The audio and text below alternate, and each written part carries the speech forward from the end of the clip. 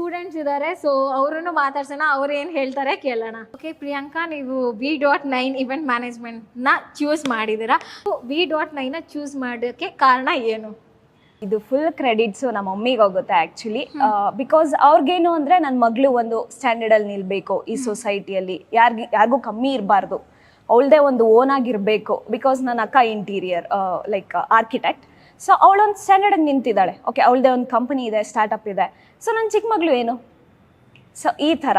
So okay, ಅವಳೇನೋ ನಿಂತ್ಕೊಂಡ್ಲು. ಇನ್ನು ಲೈಕ್ ಇವಳು ನಮ್ಮ ಮಮ್ಮಿ ಆ್ಯಕ್ಚುಲಿ ಹೇಳಿದ್ರು, ಸೊ ನೀನು ಅವಳ ಜೊತೆನೇ ಕಂಟಿನ್ಯೂ ಆಗೋ ಅಂತ ಅಂದ್ಬಿಟ್ಟು, ಬೇಡ ನನ್ನದೇ ಆದ ನಂದು ಐಡೆಂಟಿಟಿ ಬೇಕು, ಯೂನಿಕ್ನೆಸ್ ಬೇಕು ನನಗೆ ಅಂತ ಅಂದಾಗ ನಮ್ಮ ಮಮ್ಮಿ ಓಕೆ ಇವಳಿಗೆ ಈವೆಂಟ್ಸಲ್ಲಿ ಇಷ್ಟ ಇದೆ, ಸೊ ಅವರೇ ತಿಳ್ಕೊಂಡ್ರು ನನಗೆ ಏನು ಇಷ್ಟ ಇದೆ ಅಂತ ಅಂದ್ಬಿಟ್ಟು. ಸೊ ಅದನ್ನು ತಿಳ್ಕೊಂಡು ನಮ್ಮ ಮಮ್ಮಿ ಸರ್ಚ್ ಮಾಡಿ ಗೂಗಲಲ್ಲಿ ಇಲ್ಲ ಯೂಟ್ಯೂಬ್ ಇನ್ಸ್ಟಾದಲ್ಲಿ ಸರ್ಚ್ ಮಾಡಿ V.9 ಈವೆಂಟ್ಸ್ ಇಂಡಿಯಾ ಇನ್ಸ್ಟಿಟ್ಯೂಟ್ ಅವ್ರಿಗೆ ಕಾಣಿಸ್ಕೊಂಡು ಅಲ್ಲಿಂದ ಅವರು ರಿಸರ್ಚ್ ಮಾಡಿದ್ರು.